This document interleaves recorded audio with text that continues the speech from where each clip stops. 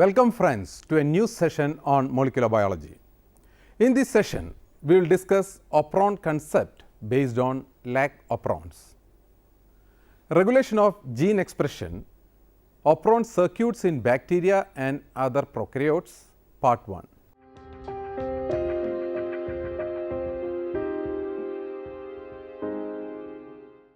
Regulation of gene expression includes a wide range of mechanisms that are used by cells to decrease or increase the production of specific gene products, that is RNA or proteins, and is termed as gene regulation.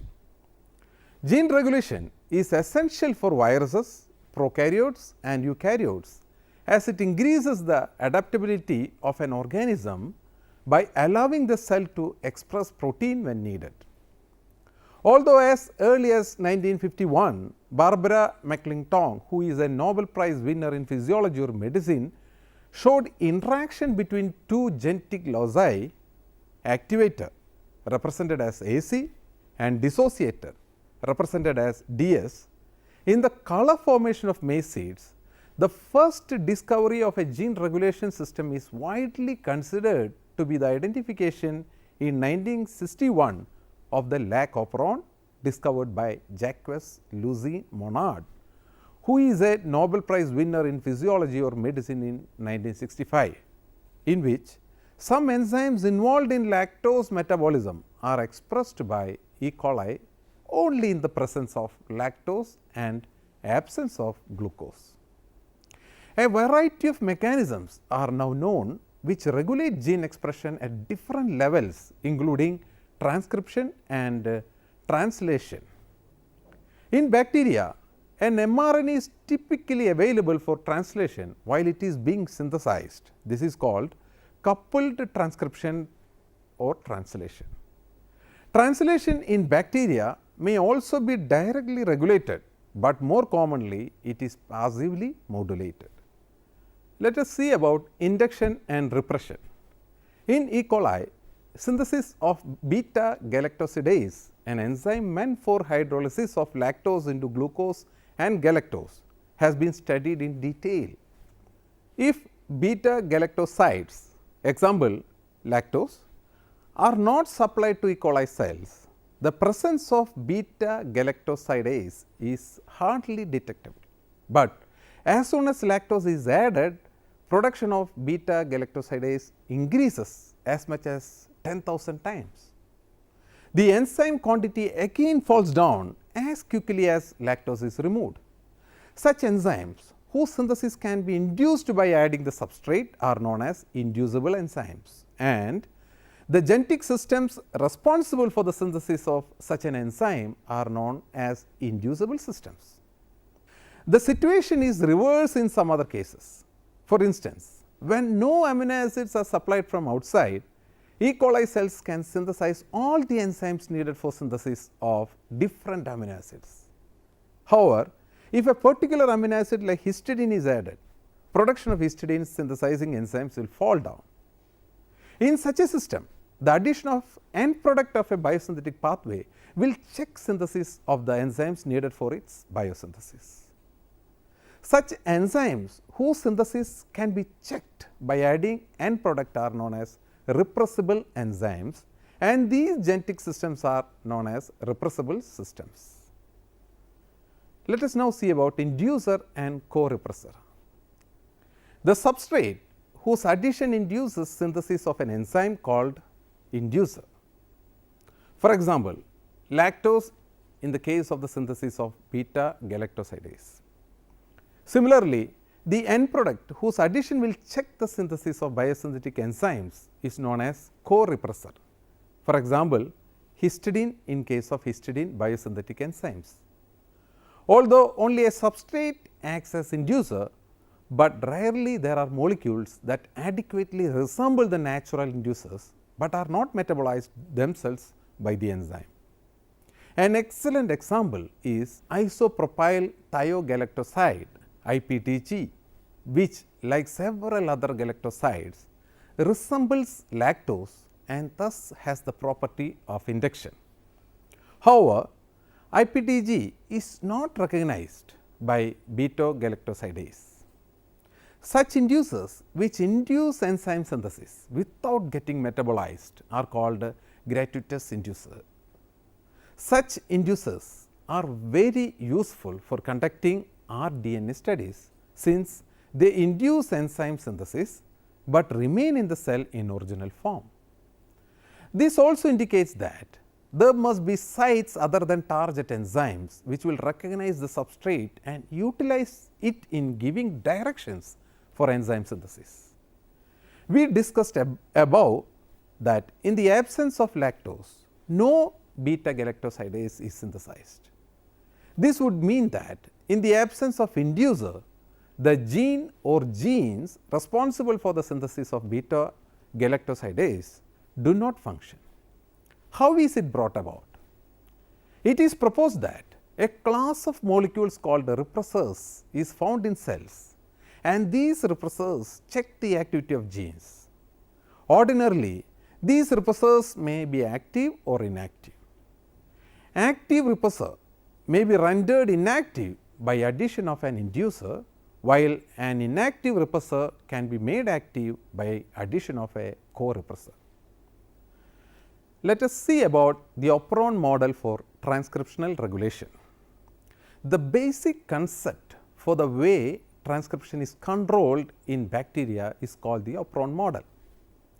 The Operon model was proposed by Francois Jacob and Jacques Monod in 1961 on the basis of their study on the inducible system for the synthesis of beta galactosidase enzyme in E. coli. The Operon model has been variously modified ever since it was originally proposed by Jacob and Monod. In its original form, Operon model assumed the presence of a unit of coordinated control of protein synthesis, and this unit was called Operon as seen in this figure. An operon consists of 1. An operator gene which control the activity of genes, 2. A number of structural genes which take part in the synthesis of proteins. This means that the structural genes will synthesize mRNA under the operational control of an operator gene. The operator in its turn is under the control of a repressor molecule synthesized by a regulator gene, which is not a part of the operon. The mechanism of regulation of protein synthesis utilizing Operon model can be illustrated using the example of two different operons, Lac as well as tryptone operons in bacteria. The Lac Operon in E. coli. The Lac operons as seen in this figure consist of 26 base pair. There are 3 structural genes in Lac Operon, which includes 1. Lac Z consisting of 3063 base pair, which codes for the enzyme beta galactosidase, which is active as a tetramer and breaks lactose into glucose and galactose to be utilized in the cell. 2.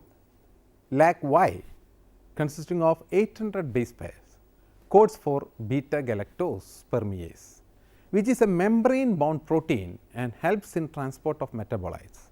And 3. Lac A consisting of 800 base pairs, which codes for beta galactose transacetylase, an enzyme that transfers an acetyl group from acetyl coenzyme A to beta galactosides.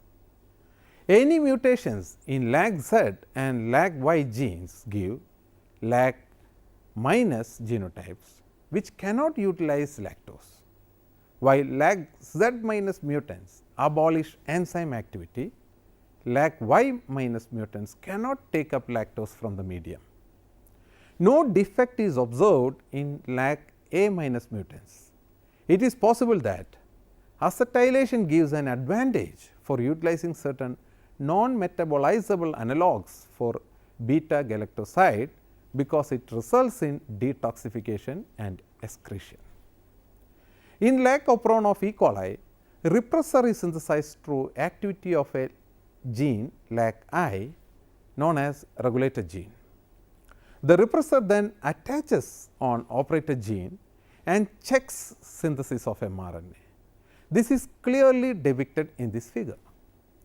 If lactose is added, the repressor is rendered inactive, so that it cannot attach on operator gene and the synthesis of mRNA takes place. This is illustrated in the figure. The activity of the regulator gene is controlled by a promoter gene on its left side. It has been shown that mutations in this promoter may increase the quantity of mRNA for repressor. Lactose is not the real inducer of Lac Operon. Since in the repressed state of Lac Operon, E. coli cells will not synthesize beta galactoside permease, one can question how lactose enters the cell. It is believed that a minimal amount of enzyme is always present in the cell to start the metabolic pathway. It has been shown that lactose is not the real inducer of Lac Operon, but rather it is an anti-inducer, since it binds to repressor to increase its affinity for operator. On the other hand, the bound protein in inactive repressor was allolactose. It has also been shown that while beta galactosidase breaks lactose into glucose and galactose, a side reaction changes galactose into allolactose and galactobiose. Therefore, in the regulation of Lac Operon, lactose is taken up and a part of it through galactose is converted into allolactose, which then induces the operon and outweighs the anti-inducing effect of lactose. Let us see about constitutive mutants. It has been found that a mutation in regulator gene Lac-I results in the absence of active repressor and consequently results in uncontrolled synthesis of enzyme. Such strains which continuously synthesize enzyme independent of need are known as constitutive strains or constitutive mutants. These constitutive strains can also be obtained by mutations in the operator gene. A mutation in operator gene does not allow repressor to act because the repressor functions by acting on operator site. Therefore, there are two types of constitutive strains: one regulator constitutive and two operator constitutive. The above two types of mutations, though have the same net result, but differ in their location as well as in their dominant recessive relationship with respect to the wild type. This relationship has been worked out by using the partial diploid cells, merozygotes. Merozygotes are those which have one complete chromosome and a part of another chromosome covering the desired region. When heterozygotes for regulator constitutive were derived, no enzyme synthesis was observed, suggesting that wild Lac-I is dominant over mutant Lac-IC. This is illustrated in this figure. On the other hand, partial diploid cells heterozygous for mutation at operator site exhibited constitutive synthesis of enzyme, indicating that normal operator gene O is recessive to mutant gene OC. This is clearly depicted in this figure. There is yet another class of regulator constitutive mutants which are dominant Lac-ID, so that in merozygotes transcription continues. This Lac-ID mutant gives repressor subunit defective at N-terminal region. This defective subunit takes part in formation of a tetramer, which is partly derived from Lac-I and partly from Lac-ID, so that the tetramer is unable to bind on the operator. Let us check about the promoter gene. While operator gene is the site of action of repressor, the actual site of start of transcription is different and is known as promoter gene, which lies to the left of operator gene. It is also believed, therefore, that perhaps RNA polymerase binds to and moves from promoter site. The repressor, when attached to operator, prevents the movement of RNA polymerase as shown in this figure. Here, the relationship between promoter gene, repressor and RNA polymerase is clearly shown. The promoter gene in Lac Operon was inferred from mutations at this locus, which were found to affect the maximum rate of transcription. There are two proteins which are known to be involved in the regulation of lactose operon. One, Lac repressor, and two, catabolite gene activator, that is CGA protein, also known as CAP, that is cyclic AMP protein, or CRP, that is CAMP receptor protein. While repressor binds to operator site, CGA protein binds to CGA site. Moreover, repressor exercises a control by checking RNA polymerase to travel through operator, but CGA protein exercises a positive control. Only when CAMP molecule activates CGA protein, the latter will allow RNA polymerase to bind. This is clearly shown in this figure. A protein such as CAP, which interacts with the DNA and RNA polymerase to assist in transcription initiation, is called APO inducer. It has been shown that CAMP is essential for activation of CGA protein, since when CAMP was removed or was absent due to mutation, transcription was reduced. In mutants lacking CAMP, transcription was restored by adding CAMP exogenously. It has also been shown that this CAMP CGA protein system is influenced by the level of glucose concentration. It is therefore sometimes described as glucose sensitive system, which is common to several glucose sensitive operons in E. coli. Example, operons for degradation of lactose, galactose, arabinose, maltose, etc. In all cases, glucose is one of the catabolic products of biosynthetic pathway, and it accumulates, it becomes very injurious. Therefore, whenever the concentration of glucose increases beyond a certain level, it leads to reduction of transcription. This is achieved by reducing the level of CAMP by glucose, either through checking the synthesis of adenocyclase, an enzyme needed for the synthesis of CAMP, or by removing CAMP by making a complex with it. Therefore, transcription in Lac Operon requires 1. CAMP activated CGA protein, that is positive control, and 2. Lac repressor inactivated by inducer, that is negative control. Operator and promoter are cis dominant. It should be realized that in the Lac Operon, operator can control only Lac genes that are adjacent to it. If a second Lac Operon is introduced as done in merozygotes, none of the operators is influenced by the other operator. In a partial diploid, one operon has normal operator O and other has a mutant operator OC. The operon with OC will be expressed, but with O will not be expressed. This could be tested by using the partial diploids, which not only differ in operator, but also differ in structural genes.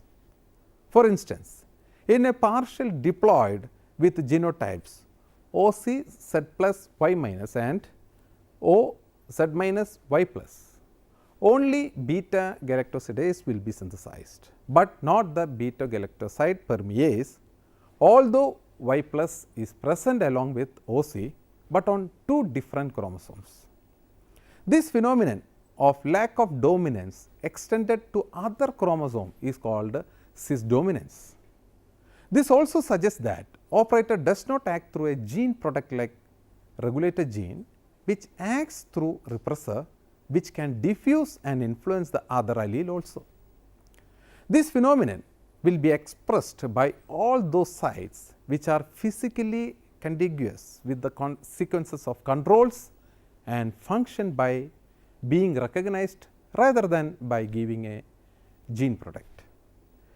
It is for this reason that promoter and terminator are also cis dominant or cis acting, while regulator is transacting. Association and dissociation of Lac repressor with the operator. The binding of purified Lac repressor protein to DNA was first characterized by a filter binding assay. This is based on the principle that nitrocellulose filter retains protein or DNA complexed with the protein, but not pure dsDNA. Thus, the DNA sequences of operator used by repressor for binding could be identified by their retention on the filter. It was shown that repressor could not bind on DNA obtained from a OC mutant. The location of binding in Lac Operon extended from -5 to +21 within the transcription unit, thus overlapping the right end of promoter. This overlapping does not occur in all operons. Although earlier it was believed that binding of repressor does not allow binding of RNA polymerase, now we know that both can bind simultaneously, but RNA polymerase cannot initiate transcription unless repressor is released by an inducer. Repressor is a polypeptide of 360 amino acids and is divided into two regions. 1 to 59 amino acid residues on the amino terminal and makes a long headpiece which can be cleaved at position 51, and the fragment 1 to 51 is called short headpiece. 2 60 to 360 amino acid residues on the C terminal and make trypsin resistant core, that is trypsin cleaves the repressor at amino acid number 59. The long and short headpieces both can bind to operator independently of the core, and therefore, it is assumed that their structure does not change in association with the core. When lactose inducer is added, repressor will dissociate from the operator. This is explained on the basis of several models. 1. Repressor is normally in equilibrium between associated and dissociated state. When the inducer binds to dissociated repressor, it is rendered incapable of association. 2. Inducer may bind to repressor associated with operator and changes the conformation of repressor, which allows it to get off the operator. 3. Inducer changes the relative conformation of head and core regions of repressor, so that headpiece cannot hold the DNA tightly. 4. The repressor in tetrameric form may be in excess and remains associated at other random sites on DNA, but is not found free within the cell. Due to induction, when the repressor is dissociated from Lac operator, it is stored at other random sites and used again when needed. The effect of induction therefore is to change the distribution of repressor on DNA and not to release free repressor. DNA bending during binding of Cfp protein. During early 1990s, DNA protein complexes have been analyzed to find if DNA geometry is altered when a regulatory protein binds to it. It has been shown that DNA bends considerably when the regulatory protein Cfp binds to promoter site. Similar bending has been observed during binding of zinc finger proteins or leucine zipper proteins or TF2D. This bending of DNA is very important in activation of transcription. In case of CAP, bending due to CAP can be about 90 degree, but the protein-protein interaction between CAP and RNA polymerase leads to formation of a nucleoprotein complex showing a DNA bending of up to 180 degree. The CAP protein consists of 209 amino acid residues with the 2 domains. The carboxy terminal domain of the protein, which is involved in DNA binding, is shown in this figure. CAMP is bound only to its larger amino terminal domain. Each CAP molecule has 3 alpha helices, alpha D, alpha E, alpha F, and the distance between alpha F helices in a dimer is 34 Armstrong units, making it possible for them to fit into the grooves of B DNA, which may take the form of Z DNA during DNA protein interaction. CAP has been compared with other proteins like lambda repressor and lambda Cro-protein, showing similarities in structural details and amino acid sequences in DNA binding domains. Comparisons of these 3 proteins CAP, lambda Rep and lambda Cro revealed a conserved recognition motif consisting of alpha helix, a turn, and a second alpha helix. These are therefore described as helix turn helix or HTH proteins. Let us summarize the following discussions on Lac Operon. A variety of mechanisms are known to regulate gene expression at different levels, including transcription, processing of mRNA, and translation. The basic concept for the way transcription is controlled in bacteria is called the Operon model, proposed by Francois Jacob and Jacques Monod in 1961 on the basis of the study on the inducible system for the synthesis of beta galactosidase enzyme in E. coli. The unit of Operon model is called Operon, consists of an operator gene and a number of structural genes. The Lac Operon consists of 26 base pair and is a part of the first structural gene LAC-Z. There are 3 structural genes in Lac Operon, which includes gene LAC-Z, which codes for the enzyme beta galactosidase, gene LAC-Y, which codes for beta galactose permease, and gene LAC-A, which codes for beta galactose transacetylase. Now, I will give you certain assignments based on the discussions what we had. 1. Compare and contrast repressible and inducible operons. 2. The Lac Operon is an inducible operon. Why? 3. Describe the process of induction and repression in the Lac Operon. 4. Lactose is not the real inducer of Lac Operon. Explain. 5. The Lac Operon considered to be an example of transcriptional control. Why? I will also give you certain references for your further reading. First one is a book with the title Biochemistry, 5th edition, authored by Berg, Timsko and Stryer in the year 2008 and published by Freeman and Company, New York, USA. A second book is with the title Molecular Biology of the Cell, 5th edition, published by Alberts, Johnson, Lewis, Raff, Roberts and Walter in the year 2007, published by Garland Science, New York and London. A third book is with the title Gene 9, authored by Levin in the year 2007, published by Johns and Bartlett Publishers, Sudbury, Massachusetts.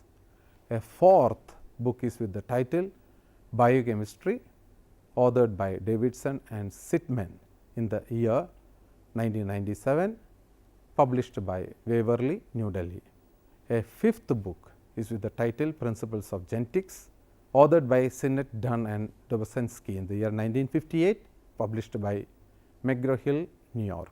I will also give you certain websites for your further reference.